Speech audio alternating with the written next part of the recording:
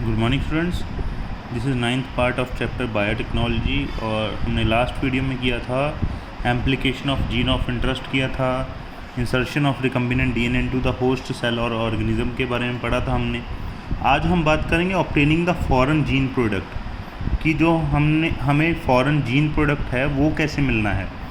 अब हमने पढ़ लिया कि एक हमने रिकम्बिनेंट डीएनए बना लिया, ओके। जो एक डिज़ायर डीएनए था उसको किसी और होस्ट में ट्रांसफ़र कर लिया वेक्टर के जरिए, वो यहाँ तक तो समझ आता है। अब वो किया क्यों था, हमने रिकम्बिनेंट डीएनए क्यों बनाया, उसको सेल में क्यों डाला, अब ये तो हमें पता है। मान लीजिए हमने एक वो लिया था डीएनए का पीस जो रेजिस्टेंस दे डिजीज़ से, वो हमने प्लांट सेल के अंदर डाल दिया, ओके। उससे क्या मिल गया, प्लांट को डिजीज़ से रेजिस्टेंस मिल गई। मान लीजिए कोई फंगस डिजीज़ है तो एक प्लांट को बार बार हो रही है, तो प्लांट के डीएनए में हमने क्या डाल दिया, फंगस रेजिस्टेंट डीएनए वो ऐड कर दिया, ठीक है। और प्लांट को हमने रेजिस्टेंट बना दिया फंगस से। लेकिन क्या ये सिर्फ ऐसे ही हो जाएगा प्रोसेस कि प्लांट के डीएनए के अंदर हमने जो है वो दूसरा डीएनए डाल दिया, ठीक है, जो फंगस को प्रोटेक्ट करता है, रेजिस्ट करता है, रेजिस्टेंस डीएनए डाल दिया, तो क्या वो सिर्फ डालने से ही प्लांट जो है डिजीज़ रेजिस्टेंस या फंगस रेजिस्टेंस हो जाएगा? नहीं, ऐसा नहीं होता।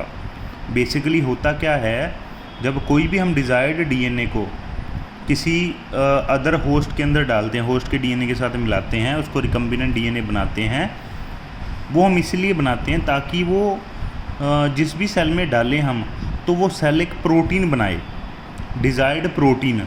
वो डिज़ायर्ड प्रोटीन कहाँ से बनेगा, हमारे डिज़ायर्ड डीएनए से। हमारा जो हमने डीएनए डाला है अपनी मर्ज़ी से, वो एक स्पेशल प्रोटीन बनाएगा जो उस प्लांट को या उस सेल को रेजिस्टेंस देगा जिस चीज़ के लिए भी हमने डाला है। जैसे कि अभी हमने फंगस की बात करी, तो हमने डीएनए डाला एक होस्ट प्लांट के अंदर, वो डीएनए क्या करेगा, होस्ट प्लांट के अंदर कुछ प्रोटीन्स बनवाएगा, वो प्रोटीन फर्दर क्या करेंगे, फंगस को रेजिस्ट करेंगे। समझे? तो इसको समझते हैं हम। कहते जब आप एक piece of alien DNA cloning vector के अंदर डालते हो और उसको बैक्टीरियल प्लांट या एनिमल सेल के अंदर फिर डालते हो, तो जो एलियन डीएनए है वो मल्टीप्लाई होना चाहिए। बिल्कुल सही बात है। In almost all recombinant technology the ultimate aim is to produce a desirable protein. कहते सभी रिकम्बिनेंट टेक्नोलॉजीज़ का अल्टीमेट क्या एम होता है, डिज़ायरेबल प्रोटीन बनाना एक। Hence there is a need for the recombinant DNA to be express. तो यहाँ पे हमें क्या ज़रूरत होती है कि जो रिकम्बिनेंट डीएनए है वो क्या हो, एक्सप्रेस। हमने डिज़ायर डीएनए डाल तो दिया सेल में, अब एक और इम्पॉर्टेंट बात है कि वो एक्सप्रेस भी होना चाहिए, ओके। तो ये बहुत ही इंपॉर्टेंट बात है कि रिकम्बिनेंट डीएनए जो है वो एक्सप्रेस भी हो। The foreign gene gets express under appropriate condition. अब एक सेल के अंदर हमने डिज़ायर डीएनए ला के डाला है, मतलब फॉरेन जीन डाली है, तो उसको कंडीशन भी नेचुरल सी बात है कुछ अलग से थोड़ी सी चाहिए होगी ताकि वो जीन जो है आगे एक्सप्रेस करके प्रोटीन बना सके। वो देखते हैं। The expression of foreign genes in host cell involve understanding many technical details. कहते जो फॉरेन जीन है जो होस्ट सेल के अंदर डाली है हमने, तो उसको एक्सप्रेस करने के लिए हमें कुछ टेक्निकल डिटेल्स के बारे में भी समझना होता है। After having cloned the gene of interest and having optimised the condition to introduce the expression of target protein, one has to consider producing it on a large scale. सबसे पहली बात, आपने डिज़ायर्ड जीन होस्ट सेल के अंदर डाल दी, उसकी cloning करवा ली काफ़ी ज़्यादा, उसको ऑप्टिमाइज्ड कंडीशन दे दी ताकि वो एक्सप्रेस हो सके, टारगेट प्रोटीन बना सके। यहाँ पे बात क्या है, एक इम्पॉर्टेंट बात ये है कि हमको प्रोटीन लार्ज स्केल में बनाना होता है। Can you think of any reason why there is a need for large scale production? ये तो कॉमन सेंस ही बात, ये लार्ज स्केल प्रोडक्शन क्यों करवानी है, आप बता सकते हो क्या कारण है इसका? नेचुरल सी बात है, हमने लार्ज स्केल प्रोडक्शन इसलिए करवानी है ताकि जो भी जिस चीज़ के लिए भी हमने रिकम्बिनेंट डीएनए बनाया है वो काम हमारा हो जाए। प्लांट को डिजीज़ रेजिस्टेंट बनाया है, पेस्ट रेजिस्टेंट बनाया है, ताकि वो प्रॉपर्टी पूरी प्लांट में आ जाए, इसलिए इसकी लार्ज स्केल प्रोडक्शन ज़रूरी है। If any protein encoding gene is expressed in A heterologous host, it is called recombinant protein. अगर कोई भी प्रोटीन जो है रिकम्बिनेंट होस्ट या हेट्रोलोगस होस्ट में एक्सप्रेस कर रहा है, तो उस प्रोटीन को हम बोलते हैं रिकम्बिनेंट प्रोटीन। एक तो नॉर्मली जो सेल में हमारे प्रोटीन एक्सप्रेस करते हैं उसको बोलते हैं नॉर्मल प्रोटीन ही हो गया वो तो, और जो रिकम्बिनेंट होस्ट में हो गया एक्सप्रेस उसको बोलेंगे recombinant protein. The cell harbouring cloned genes of interest में be grown on a large scale in the laboratory.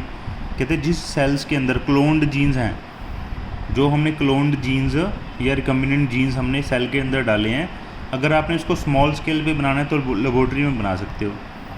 अगर आपने इसको लार्ज स्केल पे बनाना है तो उसके लिए फिर अलग से प्रोसेस होती है। द कल्चर में be used for extracting the desired protein and then purifying it by using different separation techniques. तो जो कल्चर होगा उसके अंदर डिज़ायर्ड प्रोटीन एक्सप्रेस करेंगे और फिर उसको हम एक्सट्रैक्ट कर लेंगे, उसको निकाल लेंगे और उसको प्योरीफाई कर लेंगे। वो अलग अलग टेक्निक्स हैं, सेपरेशन टेक्निक्स होती हैं, उसके ज़रिए हो जाता है। Okay, the cells can also be multiplied in a continuous culture system wherein the used medium is drained out from one side while fresh medium is added from the other side to maintain the cell in their physiologically most active log और exponential phase। इसमें क्या कह रहे हैं, कहते हैं हम क्या कर सकते हैं, अगर लार्ज स्केल पे प्रोडक्शन करवानी है तो हम क्या करेंगे, सेल को मल्टीप्लाई करवाते रहेंगे कंटिन्यूसली, उसके अंदर फ्रेश जो है कल्चर डालते रहेंगे और जो ओल्ड कल्चर है, यूज्ड कल्चर, उसको ड्रेन आउट करते रहेंगे एक साइड से, दूसरी साइड से हम फ्रेश कल्चर डालते रहेंगे, जैसे आपने उसमें डायलिसिस में पढ़ा था। ठीक है, ताकि जो सेल हैं फिजियोलॉजिकली एक्टिव रहें और हमको ज़्यादा प्रोडक्शन करते रहें हमारे लिए। This type of culture method produces large biomass leading to higher yield of desired protein. कहते हैं इस तरह का जो कल्चरिंग मेथड है, इससे हमें लार्ज बायोमास भी मिल जाता है और हायर यील्ड भी हो जाती है डिज़ायर्ड प्रोटीन की। जो स्मॉल वॉल्यूम कल्चर हैं वो इतनी ज़्यादा हमें मतलब क्वांटिटी में प्रोडक्ट नहीं देते। जो छोटी छोटी कल्चर हैं वो इतनी क्वांटिटी में प्रोटीन नहीं देंगे जिससे हमारा बेनिफिट हो सके। तो इसलिए हमने एक और टेक्निक डेवलप की है, बायोरिएक्टर डेवलप किए हैं, जहाँ पर लार्ज वॉल्यूम के बड़े बड़े टैंक होते हैं, 100 से लेके 1000 लीटर के टैंक होते हैं, जिनके अंदर कल्चर को प्रोसेस किया जाता है।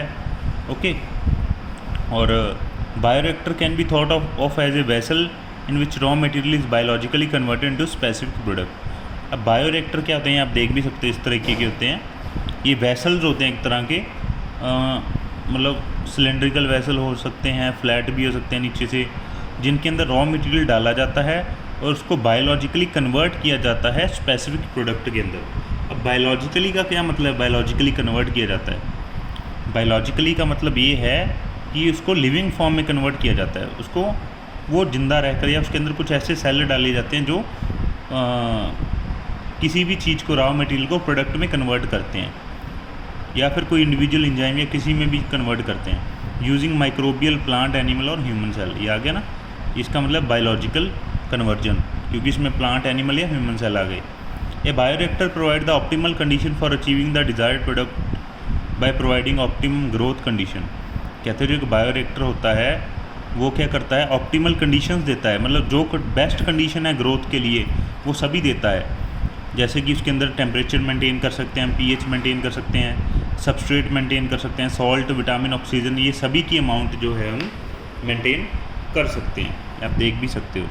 मोस्ट कॉमनली यूज्ड बायोरिएक्टर कौन से थे, या तो स्टीयरिंग टाइप के, हाँ स्टीयरिंग टाइप के ही ज़्यादा होते हैं, जिसको हम ज़्यादा यूज़ करते हैं, जो हमारे फिगर 11.7 में दिखाए गए हैं। ये देखिए, ये स्टीयरिंग टाइप है, इसमें गोल गोल घूमते हैं और स्टीयरिंग होती है रॉ मटेरियल की और फिर प्रोडक्ट में कन्वर्ट हो जाते हैं। इसको हम समझते हैं थोड़ा सा।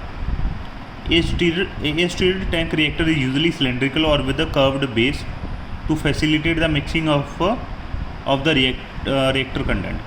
तो जो रिएक्टर के अंदर कंटेंट डाले हैं, तो बेसिकली जो हमारा स्टीयर्ड टैंक रिएक्टर होता है, ये रिएक्टर ये सिलेंड्रिकली या कह सकते हो कर्व्ड बेस वाला होता है।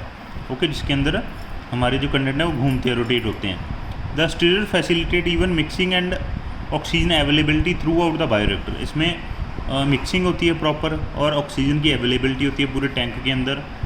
Alternatively air can be bubbled through the reactor through out the, इसके अंदर हम एयर भी डाल सकते हैं, स्टेराइल एयर भी इसके अंदर हम डाल सकते हैं। If you look at the figure closely you will see that the bioreactor has an agitator system.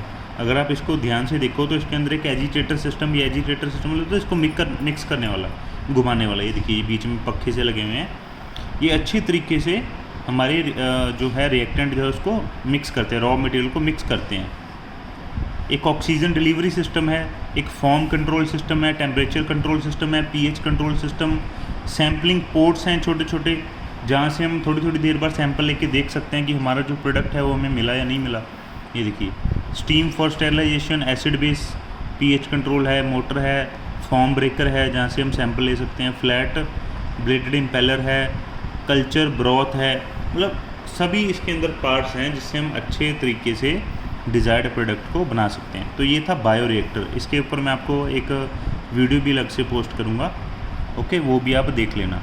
तो आज हम इतना ही करेंगे, कल को हम करेंगे डाउनस्ट्रीम प्रोसेसिंग। Thank you.